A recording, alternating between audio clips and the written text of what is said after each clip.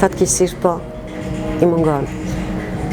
I mungon, është një çoroditje në të gjitha fushat, do thoja unë, në fushën tonë po në aktrim, ne të gjithë kujtojmë se jemi të mëdhenj, kujtojmë se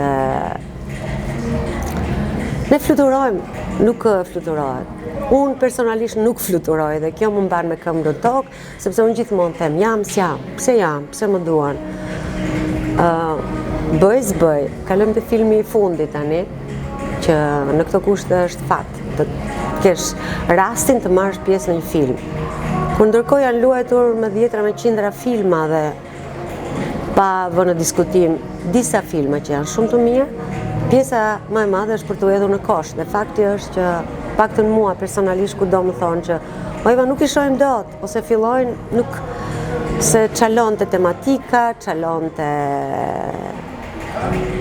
natyrshmëria e interpretimit, çalon fatkeqësisht dhe banaliteti, duke përpiqen të me këtë gjejnë shijet, po jo shijet e rrugës.